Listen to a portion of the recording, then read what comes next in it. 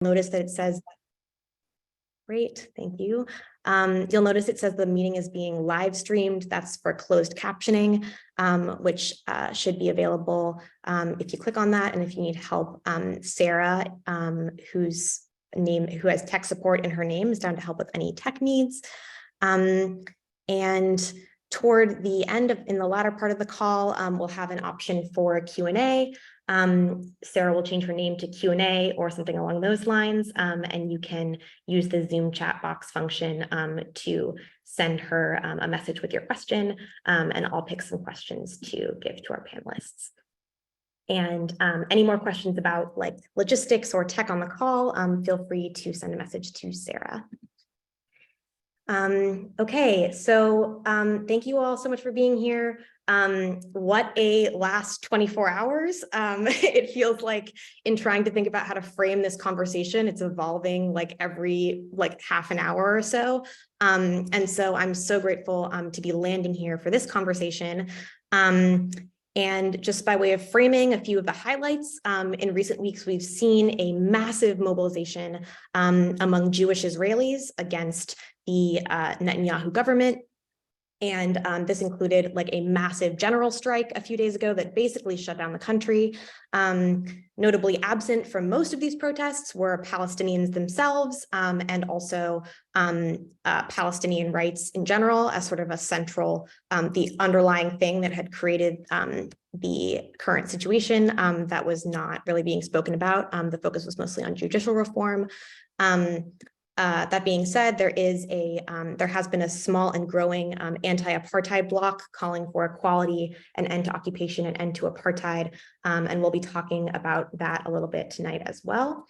American Jews have also been speaking out, some like never before, and we'll be touching on that, as well as the response of the Biden administration and what we can expect and what this means for going forward, as well as from Congress.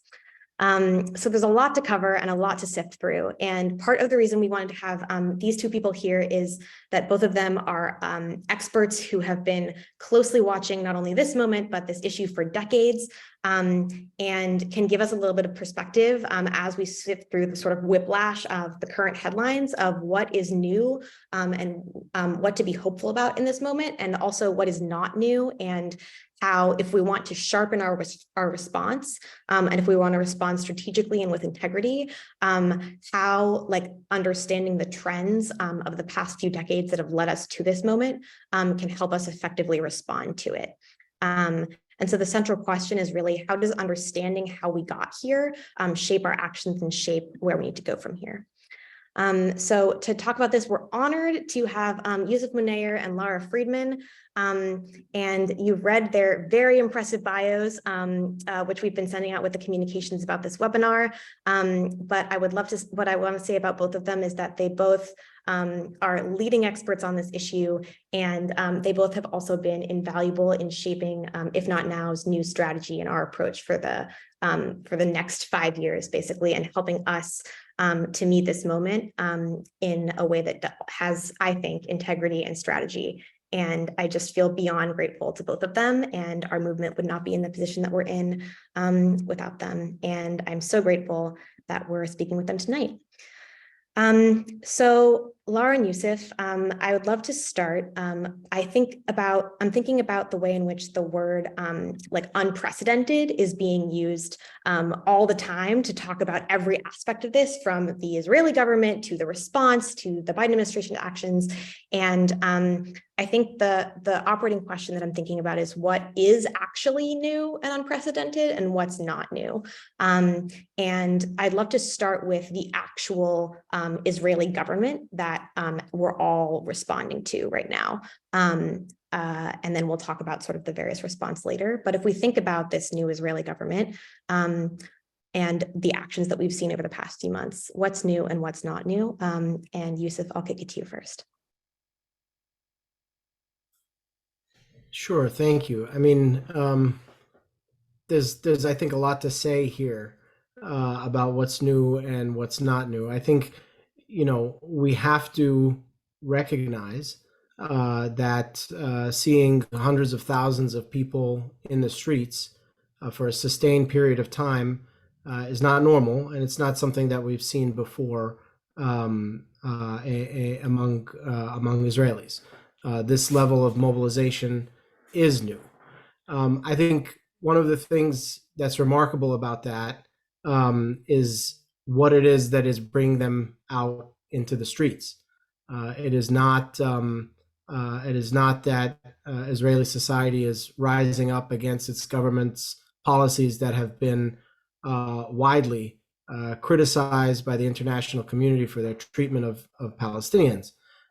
It's really because a significant community of Israelis realize that the legislative agenda of this particular government, which is somewhat new, not entirely new, is going to directly impact them and threaten them. And I think that is really important to point out. I say that this legislative agenda is part of what is not new because it isn't exactly new.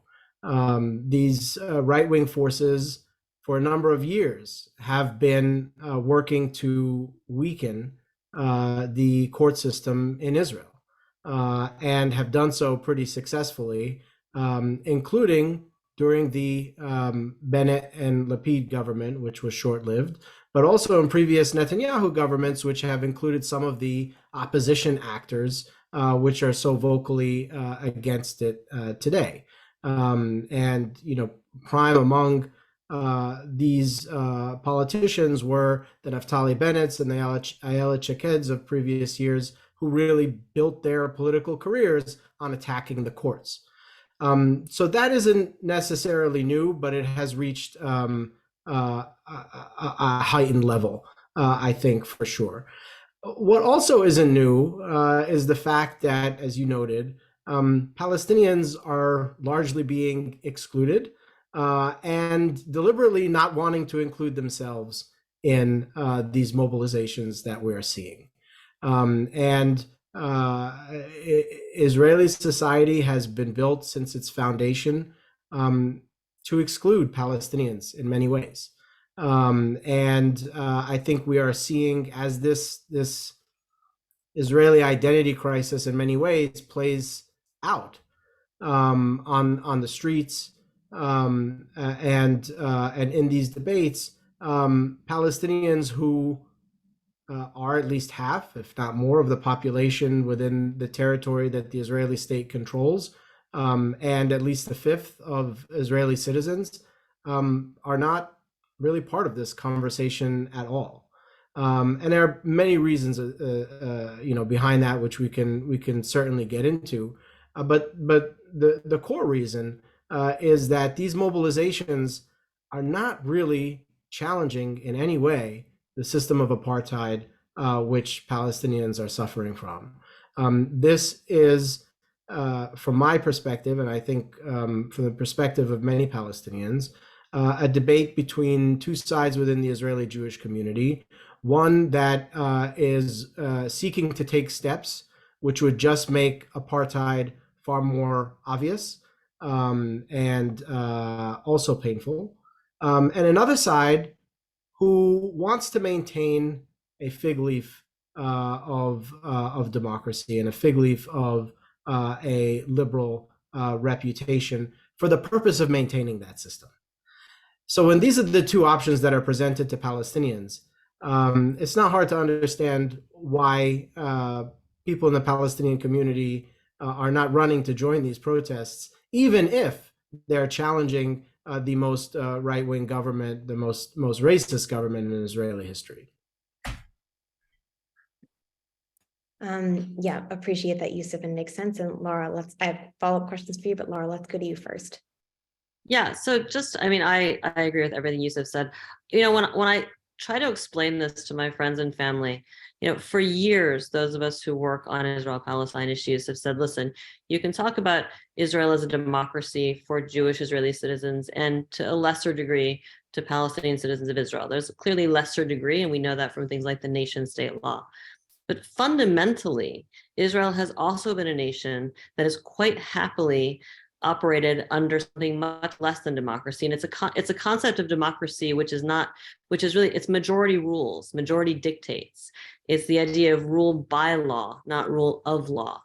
And that's lived side by side quite happily for most Israelis with defining themselves as a democracy. What you're seeing in the streets right now is a portion of the Israeli population realizing that this new government, which was legitimately elected, reflecting the majority will of the population of Israel, however you figure out the numbers, wants to rule by majority rules. We dictate it. It's ruled by law. And now your rights and your equities as citizens of Israel who have a different viewpoint on things like women's rights or gay rights or whatever, now you're going to suffer what it means to live under a rule by law system, which is a defining characteristic of an authoritarian government. I mean, this isn't to say that it's not insignificant, that it's not significant to have these large numbers of people out there. And the part of me that looks at that and says, okay, I want to be hopeful. I know we're going to talk about hope, but I'm old enough to remember 2012 when we also had a huge social protest in Israel, a huge movement. And that was a movement about, really focused on the price of cottage cheese and other social costs. And there was an effort at the time. And in 2012, one could argue there was maybe more ripeness in the international community to do something on Israel-Palestine.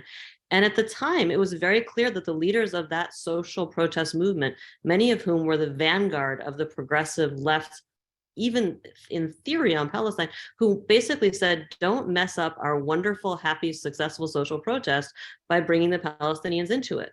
We want to fight, effectively, what they're saying. We want to fight for good democracy and rule of law for Israelis, particularly Jewish Israelis, and don't bother us that same government that protects our rights and all the benefits and privileges that we have is imposing this other authoritarian system, rule by law, on millions of people who literally have no way to, they can't come out and protest. And I've talked to people about this issue of my friends who are Palestinian citizens of Israel who are not coming out to protest and what that means. And I mean, I think not only what Yousef said, I mean, this is coming out to protest effectively for the rights of Jewish Israelis against Jewish Israelis who are even worse. I mean, that's what you're asking them to do. But I think it's really worth remembering tomorrow's Land Day, which most Jewish Israelis don't even know what it is. Land Day is a traumatic memory for Palestinian citizens of Israel when a peaceful protest ended up with citizens of Israel dead, injured, incarcerated. I mean, it was essentially the Israeli state coming down with massive force on a peaceful protest of Palestinian citizens. The idea that Palestinian citizens of Israel are going to come out in numbers and put their bodies on the line, you only have to go back to last May, to May 2021, to remember how differently Israeli forces deal with Palestinian citizens of Israel who are protesting. To suggest that it would be rational that they would want to come out and put themselves on the line for Jewish rights in a state that by its own definition under the nation state law actually doesn't see them as equal citizens. And literally, I mean, in the middle of these protests, the Knesset was able to pass legislation targeting Palestinian citizens of Israel. Not a problem. That's consensus. So there's unprecedented is one of those words. Everything is sui generis, right? If you look at it closely, everything is unique. Everything is unprecedented. The trends that got us here are not unprecedented. The fact of Jewish Israelis standing up for their rights and largely not even thinking about the fact that they're ignoring the rights of Palestinians, or even by ignoring them, are supporting continued violations of their rights. That's not unprecedented in any way. Yeah, I appreciate that, Lara, and I appreciate what both of you have said. And I'd love to dig in a little bit to the sort of the fact that these are trends that have been continuing for several decades and certainly several election cycles. You both have spoken, in particular you, Yousef, about how not only is it like, does it make no sense for Palestinian citizens of Israel to join in these types of protests, but also that an approach that is sort of calling on the government to restore rights of Jewish Israelis, this sort of the approach that we're seeing by the vast majority of folks in the protests and the opposition is actually not effective, that it's doomed to fail precisely because of the conditions that have created this current government and the tensions inherent in the nature of the state. And I'm wondering if you might be able to talk about that a little bit. Sure. Yeah. I mean, I think there are a couple really critical parts of this. One is about the inequality that is baked into the very foundation of the state. And that is crucial and in the background of all of this.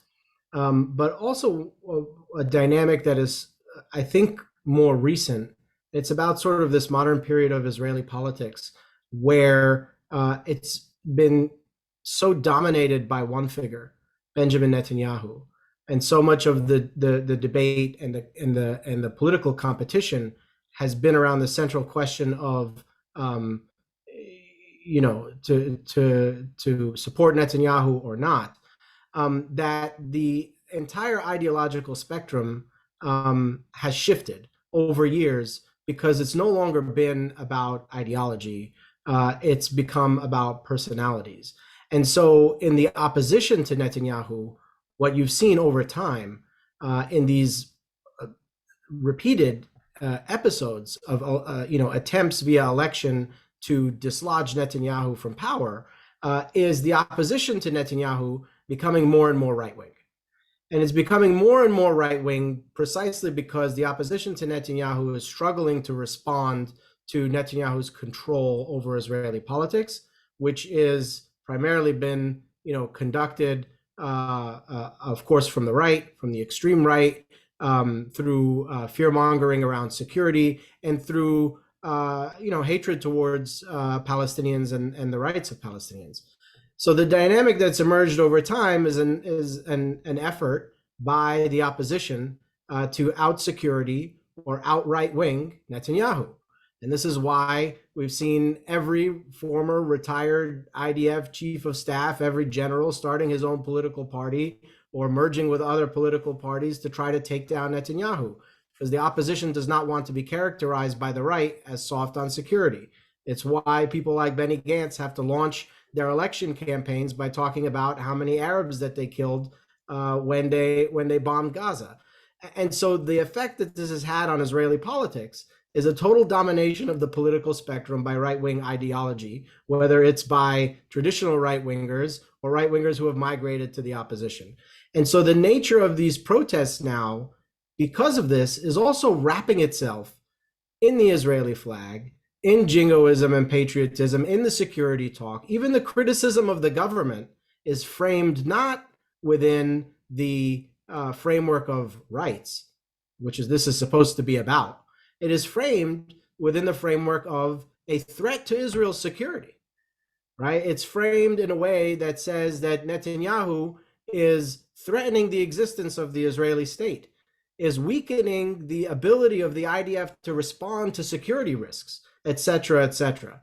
And ultimately, it was a dispute between Netanyahu and the defense minister, which led to some of the biggest changes in the ability of the mobilizations to really stop what the government was trying to do. This makes it impossible, really, for Palestinians to have anything to do with these protests, and it makes the protests not want to have anything to do, of course, with Palestinians. We've seen people who showed up with Palestinian flags at these protests get immediately beat down by authorities. And I think, as Lara said, you know, Palestinians, of course, have a very different experience protesting before the Israeli state than Israeli Jews do. I would remind people when Palestinians in Gaza announced that they were going to protest in 2018 and launch the Great Return March. Before the mobilizations even began, the IDF sent 100 snipers down to the fence with Gaza in preparation for marchers coming to the fence. So those different experiences are fundamental and quite stark. When we look at the foundation of the state too, there's this bigger problem. And that's that from the outset, Palestinian citizens of Israel have always been seen as a separate and excluded class from the actual people of the state. And we can go into that history, but I think the simplest way to understand this is in recent years, this has been reinforced when Palestinian citizens of Israel and the parties that represent them introduced into the Knesset legislation that would call for Israel to be a state of all its citizens. And that legislation was considered too radical to even be heard by the Knesset.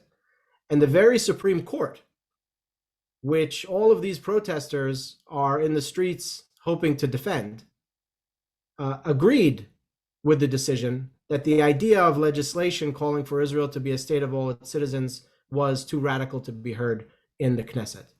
And so this is a state that exists to not serve some of its citizens. And that has been the relationship from the outset.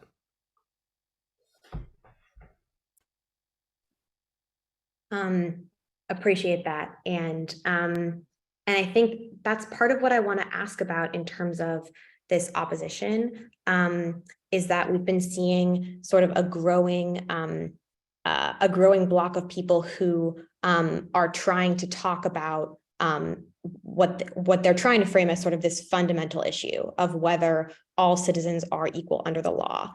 And there's people throwing around like whether Israel should have a constitution and whether now is the time to actually call for an Israeli constitution. I think what I would want to ask about is sort of as a thought experiment, like what would that actually mean? What would it actually take for there to be true equality under the law? And what is the vision that like these folks are advocating for? Are you asking me? Oh, that was to Yousef, but Lara. Sorry, no, Yousef, go ahead. Well, I think we don't necessarily need this to be a thought experiment because we've seen this experiment actually play out in Israel before. In fact, in the Declaration of Independence that Israel proclaimed in 1948, they promised the world that they would adopt a constitution that year. 75 years later, that never happened. Why did it not happen? First of all, at that time, the newfound Israeli state was in the process of ethnically cleansing the country, depopulating the vast majority of its native inhabitants, and it wanted to gain international legitimacy. Its international legitimacy at the time, it was connected to this thing called the Partition Plan from 1947, or the United Nations Resolution 181, which actually called for the states that would be created, the Jewish state and the Arab state, to adopt constitutions that recognize the rights of all people, the equality of all people, regardless of race or sex or religion or what have you. The Israeli Declaration of Independence actually uses that same language in its commitment to adopt the constitution, but it never happened. And the reason why it never happened is because when they came to start drafting a constitution, they realized that if they limited state power on the basis that everybody is equal before the law, it would be a lot harder to continue carrying out the primary project of the state at that time, which was the settler colonial project. How could you remove Palestinians from their land and justify bringing in people from outside of the state to that same space on the basis of religion if you accepted the principle that everyone is equal before the law, regardless of race, religion, sex, and so on? You couldn't do it. And so they decided to avoid a constitution altogether. The idea of equality before the law is not written into Israeli law anywhere. It's been interpreted into the law by the Supreme Court in a law that was passed in the early 1990s around human dignity. That's the closest thing that Israel has to a Bill of Rights. In the drafting of that law within the Knesset, they were explicit about language around equality not appearing in that law, precisely because they understood how dangerous that would be to the system that they set up over all of these years. One of the main reasons you're seeing the right wing sort of pushing this judicial reform now is because they believe that the Supreme Court interpreted into that law around human dignity this idea of equality, which was never intended to be there. And it's one of the main reasons why we saw in recent years the nation state law that was pushed in 2018 by some of the very same people who are pushing for these judicial reforms right now. They want to limit as much as possible the court's ability to in any way interpret equality into its decisions, and limit the ability of the courts to have judicial review over the laws that are passed, precisely because they see equality as a threat. They see equality as a threat to the foundational project and the continuing project that we see today, with the continued expansion of settlements and takeover of Palestinian land in the West Bank, and the Judaization of other parts of the country as well. So it's baked in, and I think it's interesting to think of thought experiments of how differently this can go, but I think we know exactly how it will go if it is premised on the same goal of the supremacy of one group over another. And that's what has to fundamentally change. Exactly. And yeah, appreciate that. And outlining exactly how baked in the supremacy is, and what the opposition that is actually going to challenge that at a fundamental level will need to look like. And I think I want to continue on the thread around the opposition. And maybe Lara, will turn to you. There have been, like, you both mentioned how there's sort of like unprecedented willingness to shut down the country among Israeli Jews, and you've mentioned that it's like specifically for like their own rights. And there's also this like anti-apartheid bloc that is specifically calling for joint struggle, joint Palestinian Jewish struggle, and using words like equality. And they are they're very small, and also at least they claim to be growing. And then we're also seeing American Jewish opposition, and people being willing to speak out in ways that they never have before. And I'm curious, what is one thing that is making you hopeful in this moment, and what is one thing that is deeply concerning to you? Yeah, so I have to be honest. I mean, I'm not someone who is particularly hopeful. I'm much more like, I'm going to do stuff and hope that things change, but I'm not going to hope that the hopeful has to follow action, right? That the hope comes out of people taking action. I will say that I talk to my Israeli friends on the ground. They are, I think, guardedly hopeful, certainly not optimistic, that there is some sort of awakening going on. My friend Michael Sfard, who was on Mehdi Hassan's show earlier this week, talked about the Israeli public getting a civics lesson that they've desperately needed over the past few weeks. I don't know if they're right. I hope they are. I hope that we don't see this doesn't just become an episode, which after the delay that we're in now ends up becoming some sort of compromise. And in that compromise, the core equities and privileges of Jewish citizens aren't sufficiently protected. And the real cost is once again borne by Palestinians, and people say, fine, democracy has prevailed and we will go home. That's my fear. I hope that this is something and that is more than that. I have friends who are organizers who look at what's happening on the ground. They say, God, I hope someone's out there with a clipboard, getting everybody's email addresses and WhatsApp numbers and organizing, education and engagement and follow-up. I have to hope that that's happening. Optimism and hope are not the same thing.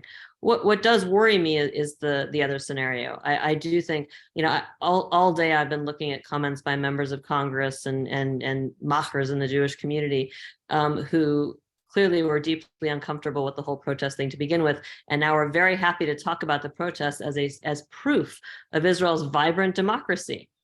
And it is, in a sense, proof of Israel's vibrant democracy for Jewish citizens, by Jewish citizens, of Jewish citizens. It isn't proof of anything beyond that. It doesn't disprove the fact that Israel is fundamentally undemocratic in the fact that it rules without democracy between the Jordan River and the Mediterranean Sea over millions of people who don't have rights. And it does not have full democracy, certainly for its own citizens who are not Jewish, in terms of how they are regarded under law and how they are treated. I worry that we are entering a stage where this will actually strengthen the authoritarian trends in Israel by being used as a kosher stamp for Israel's vibrant democracy, rather than what was an inflection point, something that is genuinely more democratic. I do also just want to add on the question of a constitution. I'm sorry, I know you didn't ask me this, but I think it's really important. People talk about Israel having a constitution, needing a constitution. That's, I mean, I personally love the idea of having a constitution, of Israel having a constitution that enshrines equality, blah, blah, blah. That's wonderful. But unless you're going to resolve whether that constitution applies to people in East Jerusalem and in the West Bank, and Gaza technically is still occupied because Israel controls in and out, who gets in and out in the airspace, it isn't really a democratic state anymore after a constitution that it is today. It just means that the core rights of actual citizens, which is a chunk of the population, are then better protected. You really have to deal with both, which is why I think it's so challenging when people bring up in these protests apartheid and democracy, and they really want to talk about the bigger issues. 20 years ago, you could have just talked about, fighting occupation. And this really is a bigger question now. It's about what kind of state has to come out of this if you want to actually have equality and democracy, and not just equality, but equity. We've seen that in the United States. You can't say, okay, we're waving a magic wand and henceforth from this point, everybody's equal, because that doesn't work. That leaves people, really in a structural disadvantage for the rest of their lives and their children's lives and subsequent generations, because you haven't actually made them equal. You've just given them equal rights henceforth.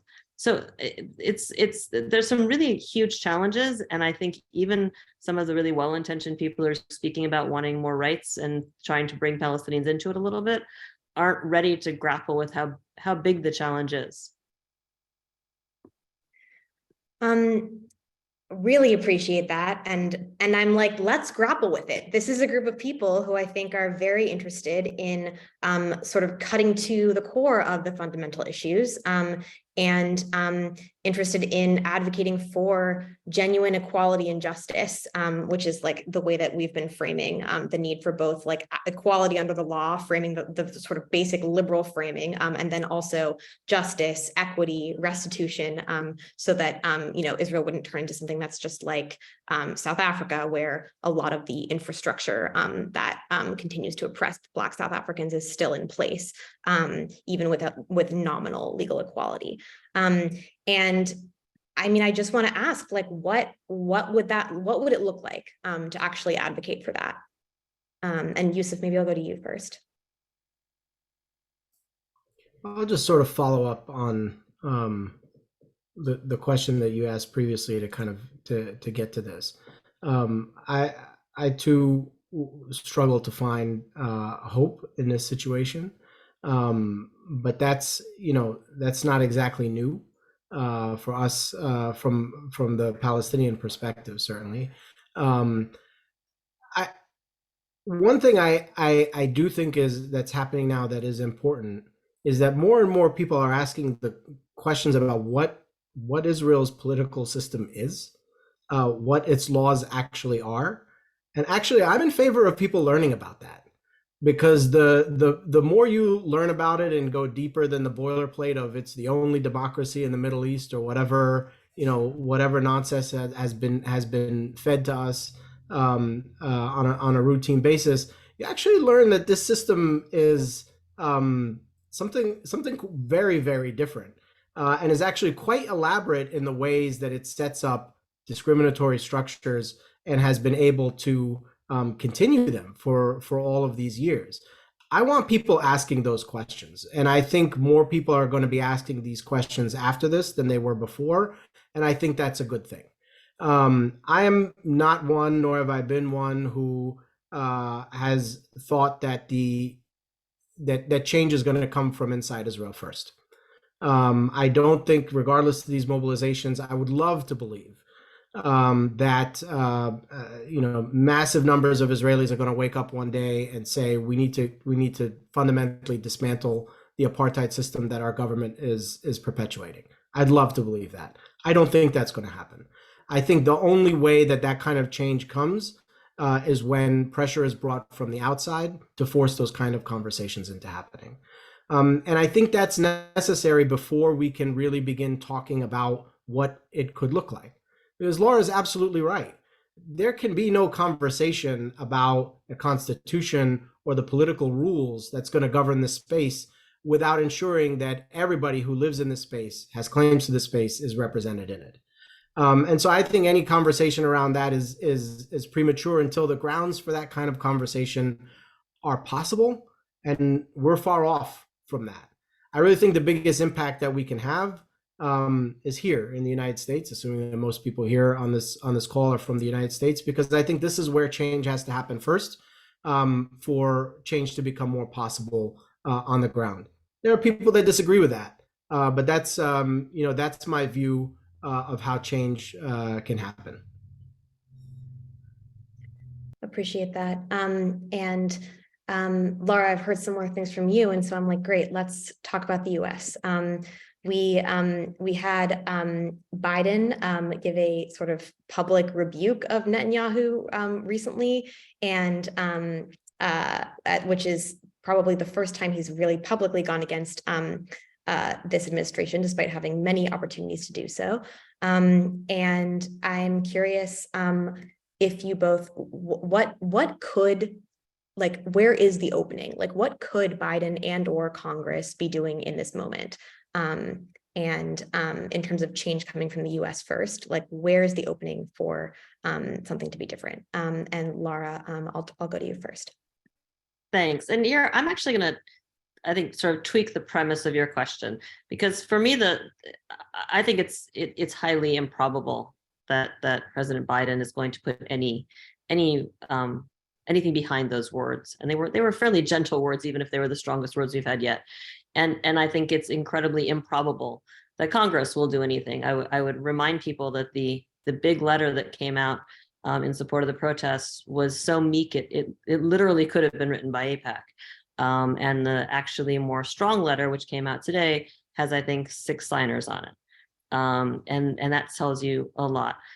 I think really the change as it happens comes from the ground up.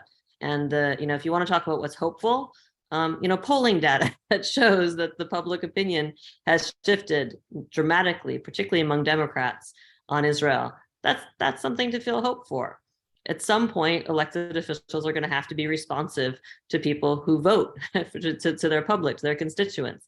It's really, if you were a political analyst who'd grown up on Mars and you came to the United States and you saw that polling data, and you tried to predict based on the polling data where the politicians would be, you'd be stunned to see that the politicians are far more responsive to and sensitive to the views of legacy Jewish American organizations that claim to represent the grassroots, as opposed to the actual grassroots, who polling has shown, and this polling is certainly the most dramatic, but we've seen these trends for a very long time. Jewish Americans are more progressive than their party leaders. Democrats in general are more progressive than their leaders. And when I talk to my friends who work in the Christian world, evangelical youth is more progressive than the evangelical organizations that claim to represent all of them, and who are, members of Congress are extremely devoted to. And this is where, I don't want to anticipate where you're going to end this, but it's why I'm happy to talk to a group like this, if not now, and other groups that are out there actually talking about what the facts are, what the values are, where values and facts intersect with American policy, with American priorities, with people's sense of their responsibilities as American citizens, as taxpayers, as however you see yourself. That's, I think, where the change happens, and it trickles up, because it certainly is not going to trickle down. The last time we had any real leadership on this issue was Bill Clinton. and maybe George W. Bush, which pains me to say. But really, Bill Clinton was the last person who said, we're going to do this, however you felt about Oslo. He's the last president who said, I'm going to spend political capital on this. I'm going to take on the entrenched powers who say I shouldn't, and they're going to see that I'm right. And if I'm wrong, I'll pay the political cost. There's been no president willing to do that since then.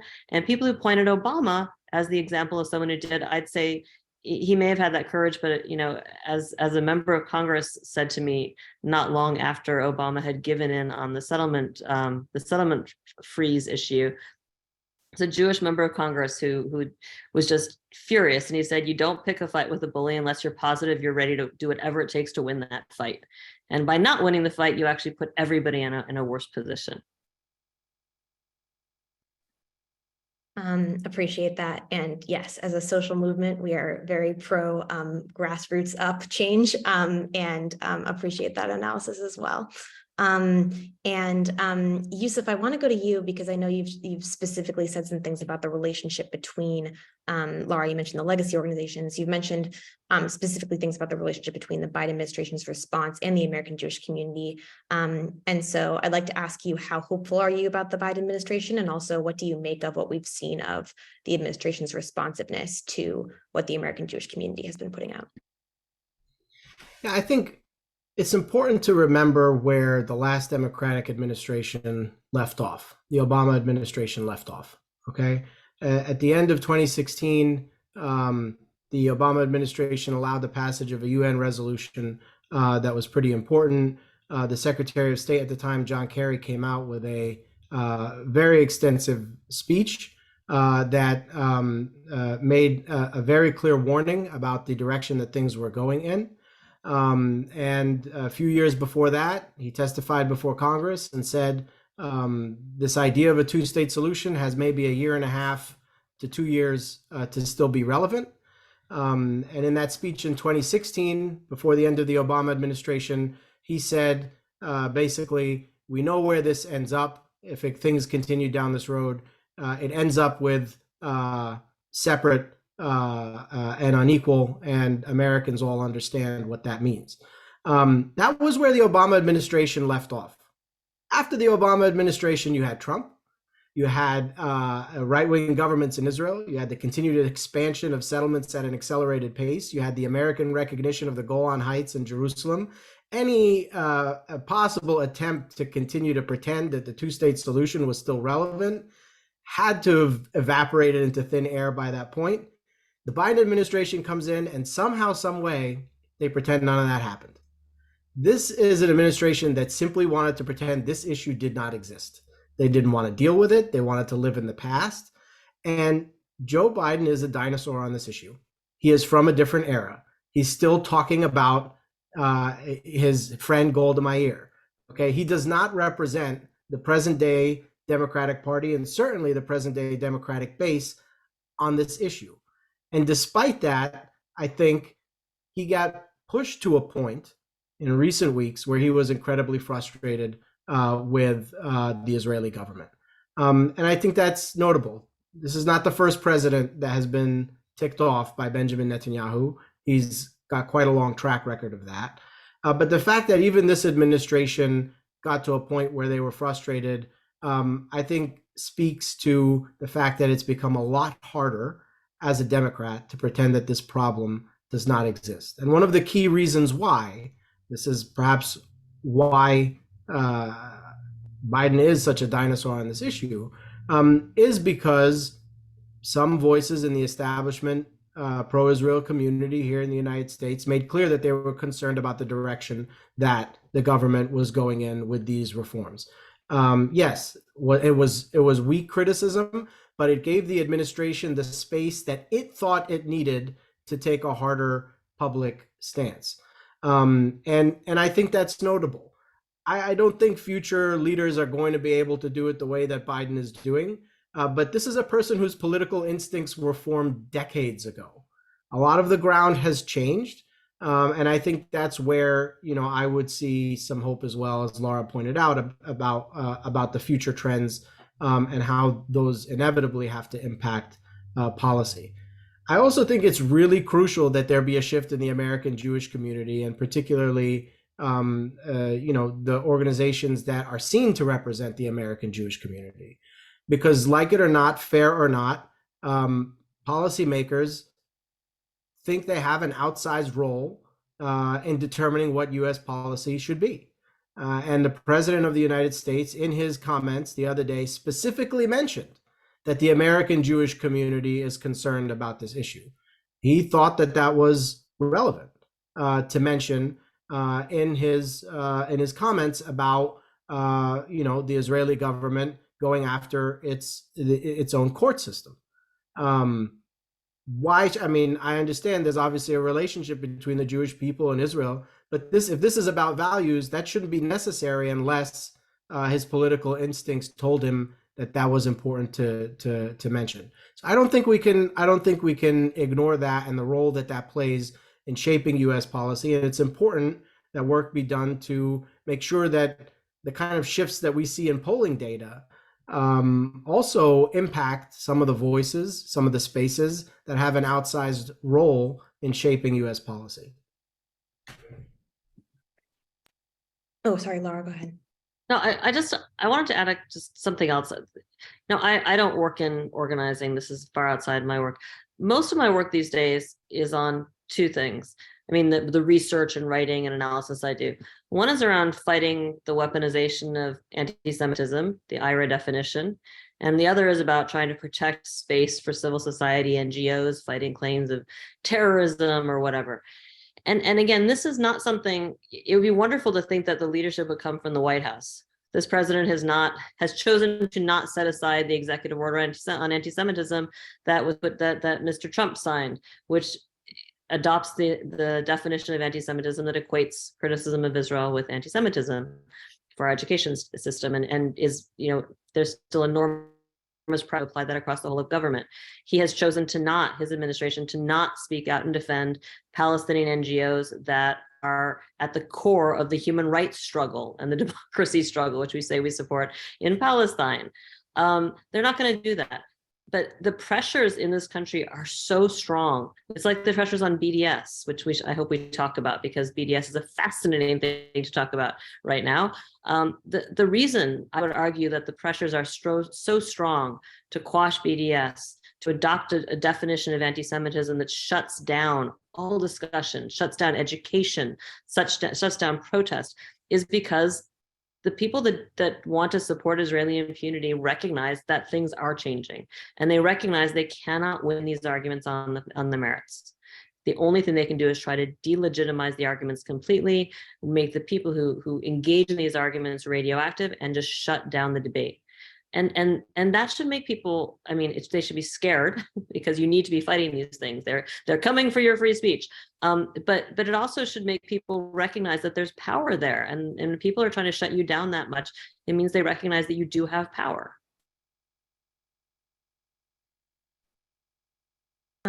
Yeah, really appreciate that. And I think helpful in this moment too.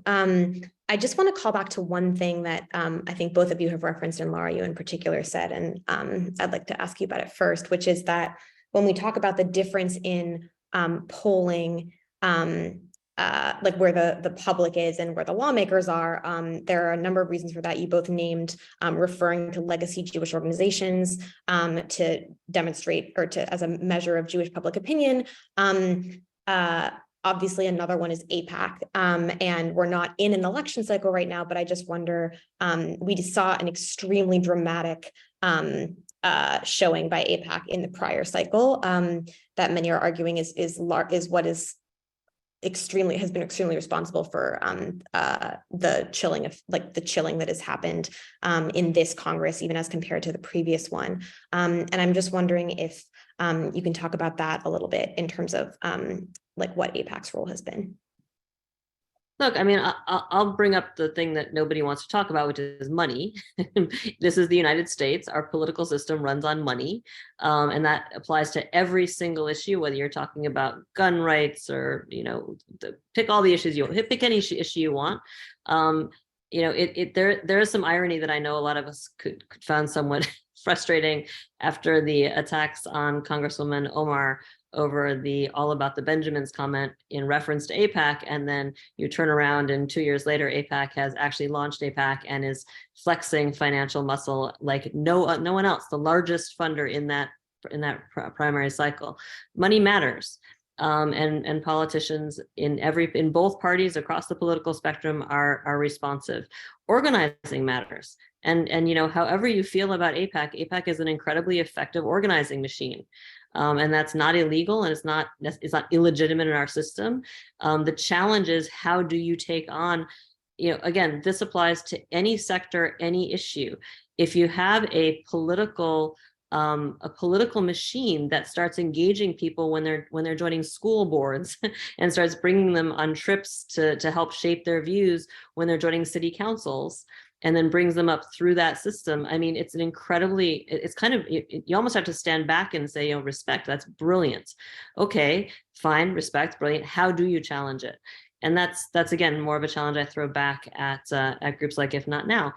By the same token, the showing that we saw by AIPAC in the primaries, as astonishingly effective and massive as it was also a show of, I would argue, of fear. I mean, they made a tactical decision to come in after decades of saying, we are not a PAC. Anyone who calls us a PAC is probably anti-Semitic because they don't know what our name stands for, even though the letters PAC are in it. Okay, they said this time, the situation is either so, you can say they saw it as an opportunity. We can do something we've never done before and show our strength. I would argue that just as likely they saw the weakness. They are so afraid of grassroots supported candidates who are genuinely progressive. They are so afraid that the legitimacy that the so-called squad or people of squad adjacent have. People like Andy Levin. Why did they take down Andy Levin from one of the most beloved Jewish political families in the country? Why do you take him down? I would argue they wanted him out because he stood in solidarity with Rashida and Ilhan. He legitimized them. I don't think he was taken down because he was too supportive of the two-state solution. That's, for me, a sign of fear and weakness, not a sign of strength. And the question is sort of, going forward, how do people think about that? How do they contend with that in their own elections? And how does a grassroots adapt, recognizing that this is a reaction to strength that maybe they don't know they have? I love that framing, Lara, and really appreciate it. And actually, I will probably give a little bit of a pitch for the campaign that we're about to launch. But before that, I just want to check if Yousef, there's anything you want to add on the AIPAC point. I mean, I certainly agree that to me, it reflected weakness more than anything else. And for those of us who've been watching these election cycles around this issue time and time again, one of the things that I think has been most impressive about the groups that do pro-Israel advocacy, especially when it comes to pro-Israel lobbying and electioneering and what have you, is a lot of times they don't have to take action for the things that they want to happen because people kind of follow their lead and know from prior experience that not doing so is probably not good politics. And it doesn't really require as much intervention because examples have been set over time. What's changed recently is that different examples have been set.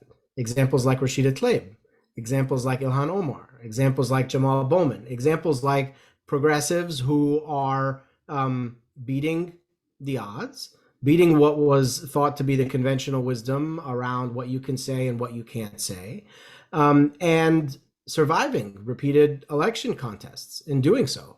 And so the fear barrier that I think a lot of people had of stepping out further on this issue has started to break. And I think that's why you saw the reaction that you did from a group like AIPAC and from DMFI and others who decided to get involved as heavily as they did, because they wanted to reinstitute this fear barrier, this intimidation, this conventional wisdom around what you can and cannot say, can and cannot do without there being political consequences on the question of Israel. So yeah, this is a reflection of things changing. I just want to say that when we talk about signs of hope and things changing and all of that, we need to remember that things are changing unbearably slow for the people who are most vulnerable and most affected by this. And while it's important to look at signs of hope, we need to think about how we redouble our efforts to make that change happen a lot faster. Thanks, Yousef. Well, speaking of redoubling our efforts, I want to give a quick framing about the APAC campaign that we're about to launch, just because it's relevant, and then we'll go to Q&A.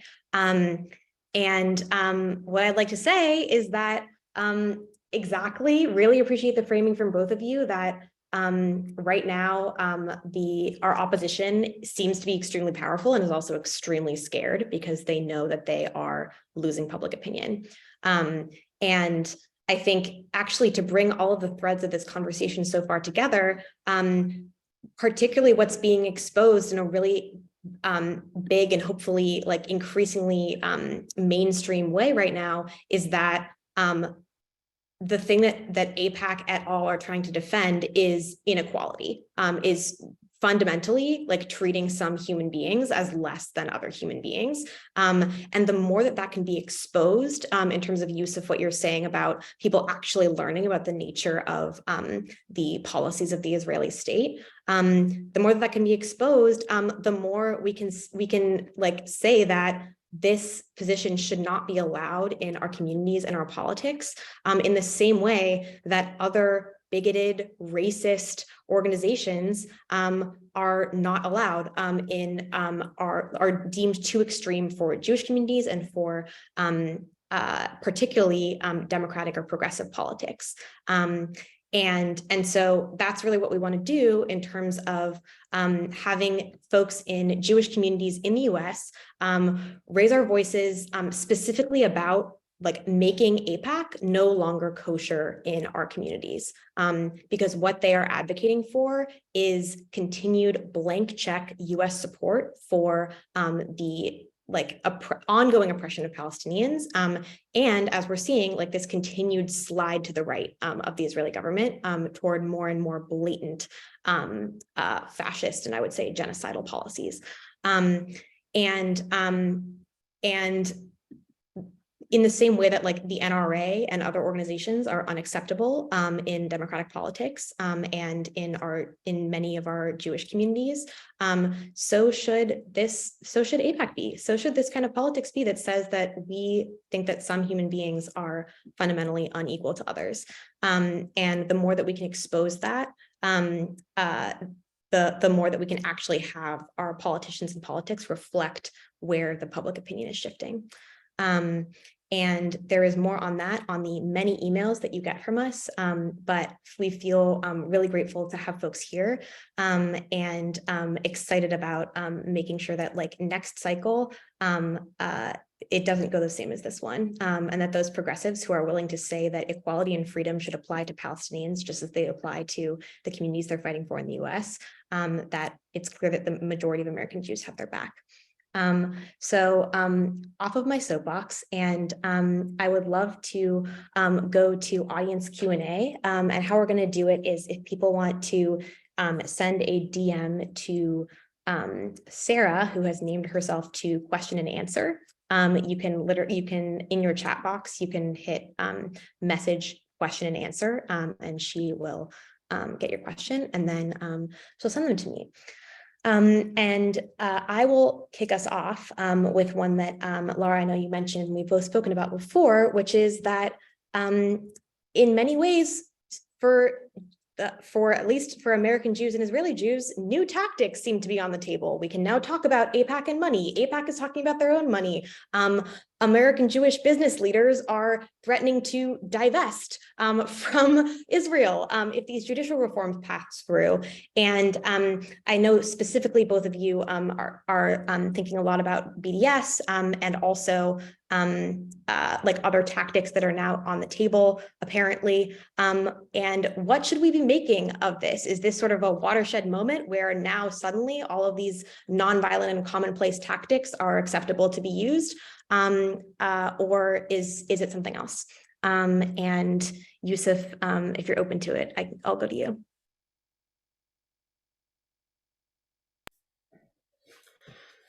Well, I mean, I think you're right to point out that we're seeing a lot of people now and organizations who were not previously in support of using boycott and divestment and so on,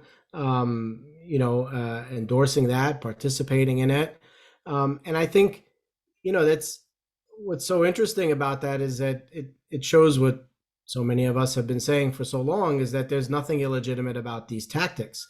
And this is not new in the American Jewish community either, of course. There is a long history of the use of boycott and divestment within the American Jewish community around other issues, whether it's in activism around South Africa or around the issues around Soviet Jewry or what have you. These tools have been used in American Jewish activism as well. What's different now is, of course, what they're being used for. And I think this is what's so important to point out, is that when Palestinians have been calling for boycott, divestment, and sanctions, it's to dismantle a system of apartheid. And for people who are now suddenly saying that this is okay through their actions, it's because they want to save this system of apartheid. And I think those two things are fundamentally different.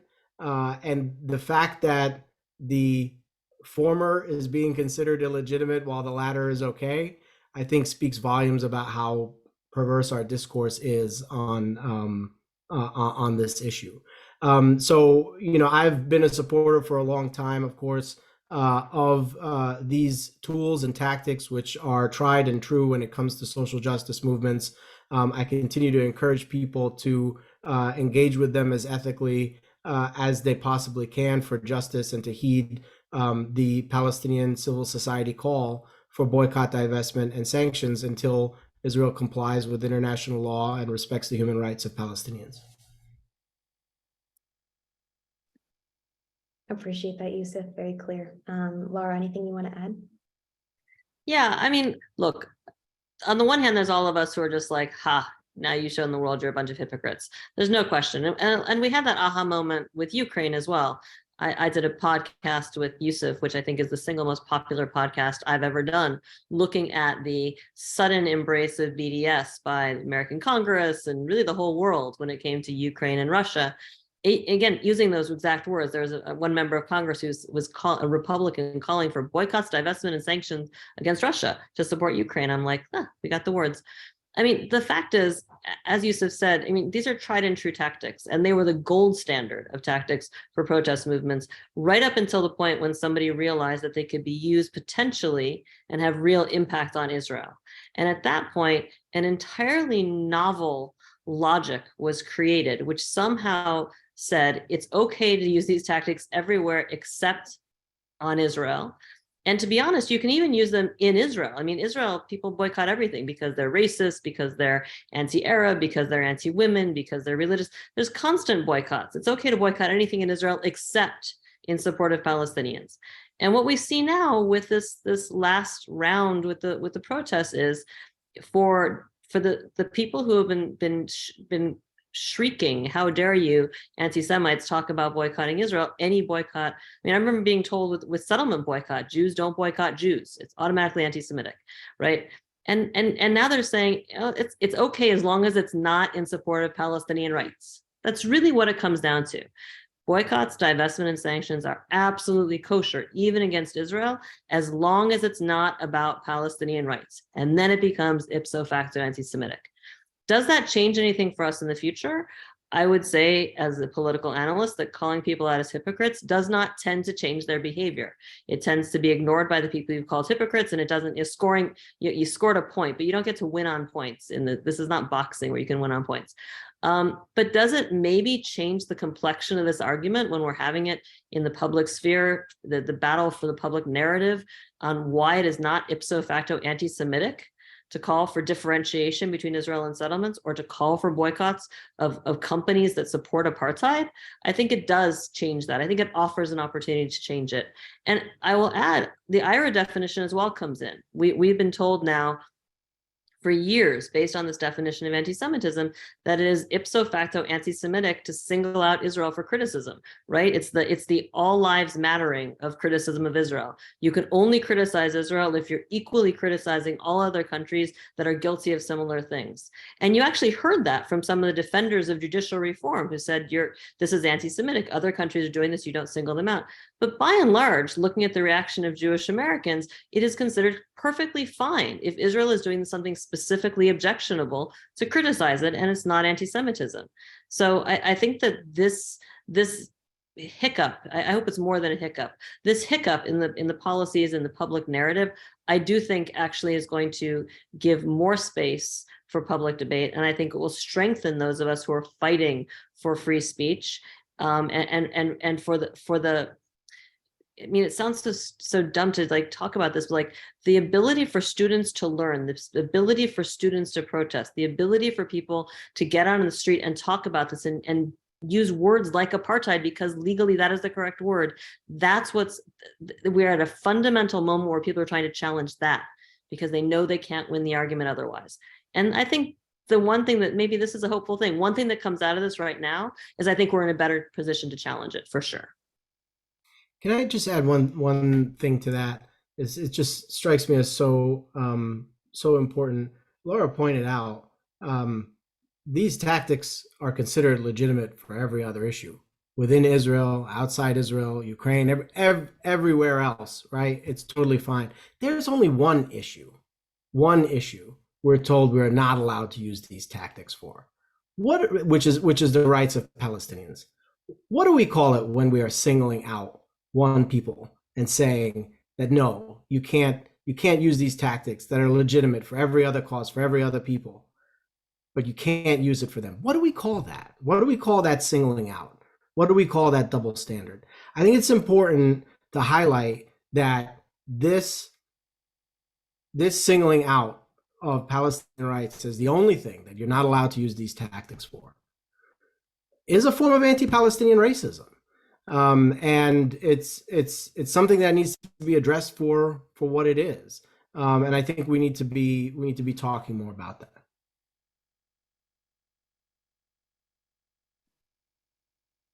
Appreciate that from both of you, and also hopeful of that. It represents a shift in how we think about these tactics and who's allowed to use them and why that might be. On another hopeful note, we got a question about that I think both of you may have been some discourse you've both been also participating in on the internet about how what if the parallel is not only to the sort of Rothschild Boulevard protests, but also if we look at something like the US Civil War, where people thought that they were like mobilizing around states' rights and eventually joined the abolitionists. And like, do we see these protests, including as people start being called to mobilize against Ben Gvir's like new militia as something that might be radicalizing for Israeli protesters, and also as people who are not on the ground, how can we relate to trying to use this moment and the momentum right now to push for a more sweeping and transformational vision for change rather than just a return to the status quo. So the question is like seeing the potential for the protests in this moment as something that's more radicalizing, as many protesters themselves are calling for. Well, debatable about how many, but yes. I'll jump in first. I think it's possible. I don't think it's quite analogous to the Civil War. I mean, look, at the end of the day, the folks who want to change the political system in Israel, the legal system, the justice system in Israel, their agenda goes far beyond, LGBTQ rights and women's rights, and it really is grounded in this broader authoritarianism, which in many ways has been fed. It's birthed in and fed by the Greater Israel movement, right? This is Kahanism. It's the Kahanism adjacent. It's this idea that these values, this value of Greater Israel, is bigger than Zionism. It's bigger than the state. This is really their agenda. If this builds into a black and white us against them, and us is against that whole agenda, then whether people intend to be pushing back against a greater Israel anti-Palestinian racist agenda, they may be. I mean, I guess it can go there. I'm not super optimistic it will. I think the numbers in Israel, huge numbers of people have come out to protest, unquestionably, but 80-some% of the population hasn't. And 80-some% of the population, I believe, voted for the members of the current government. I think that if this government falls, which a lot of people hope it will, I guess, I think it will be replaced probably by a government that looks very much like it or worse. I don't think you've got the levels of change. I don't know what percentage you need on each side of a civil war, even if not, forget a shooting war, just a civil, let's keep it a civil war, to actually have it be that zero-sum, we're against everything you stand for. I think in Israel today, the momentum is much more in favor of continuing protest until there's a compromise that protects our equities as Jews. But I hope I'm wrong. So to this, I would say a couple of things. I mean, first, the social scientist in me wants to warn that mass mobilizations, particularly sustained and unprecedented mass mobilizations, can often be chaotic, transformational, and can end up in a very different place than they started. There are many, many examples of that, and it's impossible to predict within these situations exactly where things can go. Can I imagine a impact of this that shifts Israeli society in a direction that is more critical of the occupation and apartheid? Perhaps. I would like to imagine that. I can also imagine a situation where at the end of a long, drawn out and chaotic battle between protesters in the streets on different sides, that it goes in a much darker direction than it already is as well. I don't think we can tell. And I wouldn't bank on either of those scenarios, to be honest with you. I think the focus needs to continue to be, as I said earlier. I don't think an answer is coming from the inside. I think our focus needs to be on how we create the conditions from the outside to change the situation on the ground. I know that there are a small community of genuine anti-apartheid activists on the ground that are hoping that this will swell their ranks, and I certainly would love to see that. But I think it's a small number that might get a little bit bigger. It's hard to see how it gets to a point where it really creates any change from the inside. I'd love to be wrong about that, but.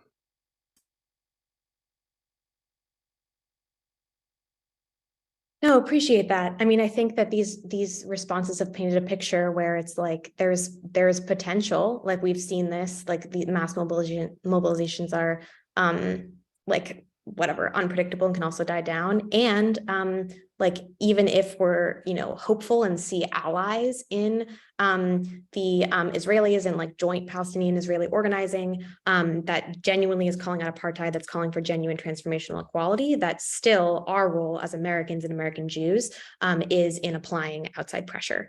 And we feel pretty clear about that. And in terms of, I'm just looking at other questions. We'll probably do like one, maybe two more.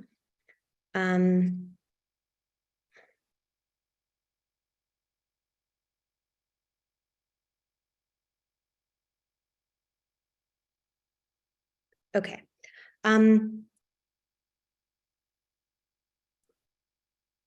I'm getting a lot of, there's a vibrant debate about which ones we want to ask you because people have a lot they want to know. I think one that I want to do is in terms of framing. We've mentioned this a couple of different ways. There's sort of framing of the protests. There's these two different congressional letters, one a couple of weeks ago with sort of broader support, and then more recently this more forceful and bold letter led by Congressman Bowman and Senator Sanders. And I think my question is sort of if we, as this group of people, really want to be like heading out into the streets with a framing that has integrity, like what advice would you give people? And in terms of like framing of like how we're talking about the problem, and maybe specifically because we've been getting this question, people are asking a lot about like how to talk about like whether or not the two-state solution is still viable, and how to talk about like why we need to be using an apartheid framework. And so specifically, if you could speak to that, that would be great.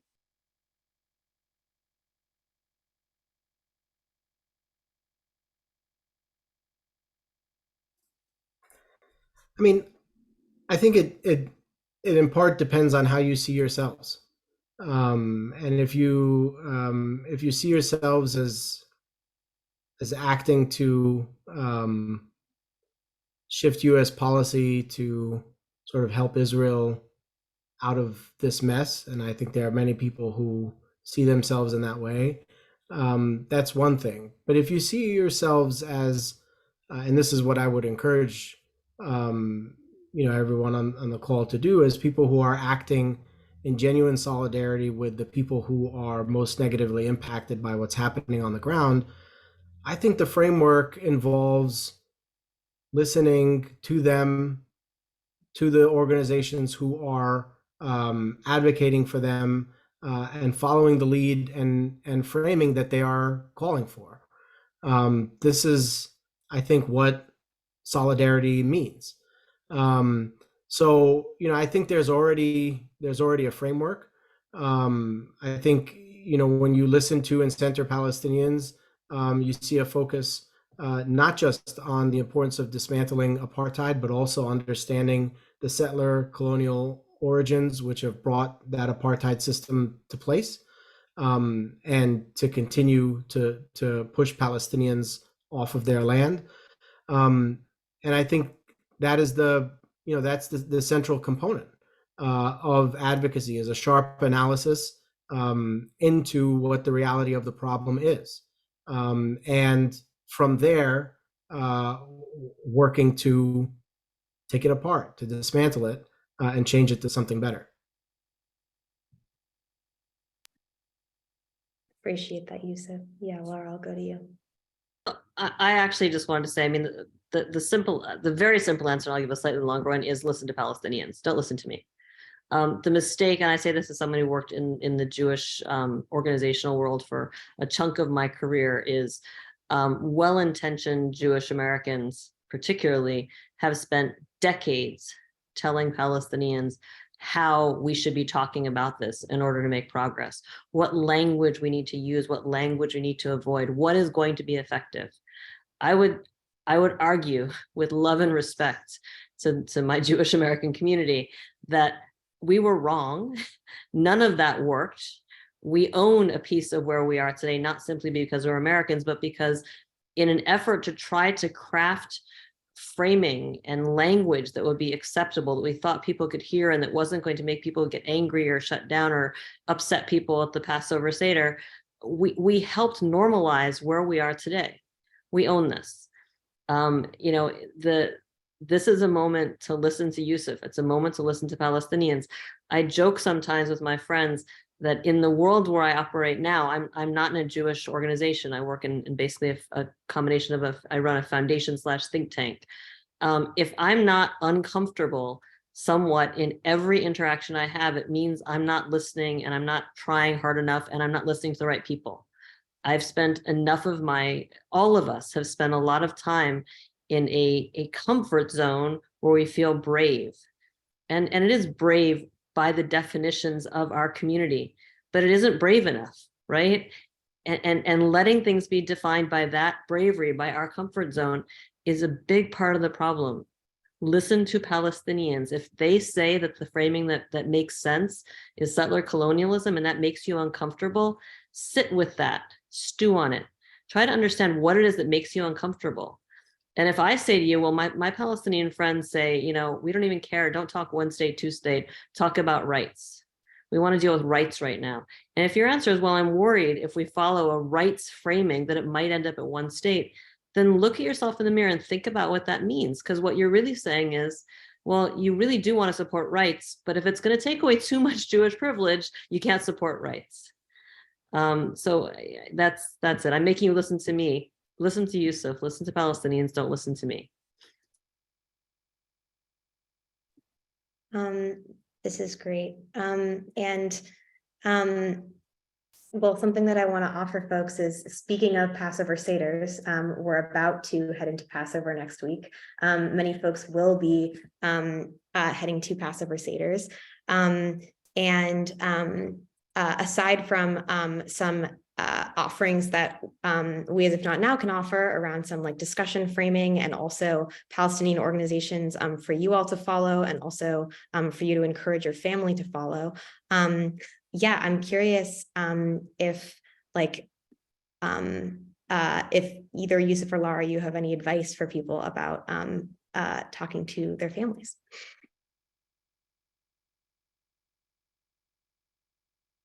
I'll go first. I mean, listen, the Passover Seder is a great opportunity for learning and education. I think it is everyone's personal choice whether they want to make the Passover Seder about that. I will say that in my younger days, I often did. And I don't regret doing so, but certainly I don't always choose to. And again, I don't fault anyone for not. I do think that where we can continue to educate in ways that push people out of their comfort zone even a little bit is enormously valuable. And the Passover Seder, I'm not saying be a snark, but where there's an opportunity, I know that there's great resources. I'm sure If Not Now produces them, which help guide people on how to use the Seder to do that. I mean, that's certainly extremely valuable. Thanks, Lara. Yousef, anything to add? I agree with what Lara said, and I mean, I'm sure that on many issues, people have disagreements with their family members, not necessarily just on this issue. I sure know I do, and those are never easy conversations to have, though sometimes they're very necessary.